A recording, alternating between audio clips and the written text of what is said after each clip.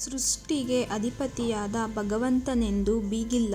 ಈ ಸೃಷ್ಟಿಯು ನನ್ನದೆಂದು ಸೃಷ್ಟಿಯೊಳಗಿರುವ ಮಾನವ ಮಾತ್ರ ಸದಾ ಬೀಗುತ್ತಲೇ ಇರುತ್ತಾನೆ. ಇಲ್ಲಿ ಎಲ್ಲವೂ ನನ್ನಿಂದಲೇ ಎಂದು. ಕುಸಿದು ಬಿದ್ದಿರುವ ಜಾಗದಲ್ಲಿ ಬೊಗಸೆ ನೀರಿಗೇಕೆ ಆಸೆ? ನಡೆದುಬಿಡು ಸುಮ್ಮನೆ ಕೊಳಚೆ ದಾರಿಯನ್ನು ದಾಟಿ.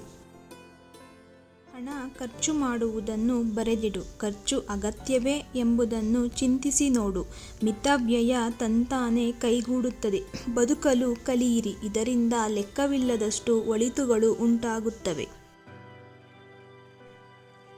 ನಡೆದು ಹೋಗಿದ್ದು, ಮರೆತು ಹೋಗಿದ್ದು, ಮುಗಿದು ಹೋಗಿದ್ದು, ಬಿಟ್ಟು ಹೋದವರು, ಮರೆತು ಹೋದವರನ್ನು ಮರೆತುಬಿಡಿ. ಆದರೆ ಅದರಿಂದ ಅವರಿಂದ ಕಲಿತ ಪಾಠವನ್ನು ಮರೆಯದಿರಿ. ಹೃದಯ ಅತ್ಯಂತ ಫಲವತ್ತಾದ ಜಾಗ. ಅಲ್ಲಿ ನೀವು ಪ್ರೇಮ, ದ್ವೇಷ, ಮತ್ಸರ, ಸ್ನೇಹ, ದಯೆ ಏನನ್ನೇ ಬಿತ್ತಿದರೂ ಸೊಂಪಾಗಿ ಬೆಳೆಯುತ್ತದೆ. ಅದರಲ್ಲಿ ಬಿಡುವ ಫಲವನ್ನು ನಾವು ತಿನ್ನಲೇಬೇಕಾಗಿರುವುದು ಕಡ್ಡಾಯ. ಆದ್ದರಿಂದ ಬಿತ್ತುವ ಮೊದಲೇ ಫಲದ ಬಗ್ಗೆ ಎಚ್ಚರವಿರಲಿ.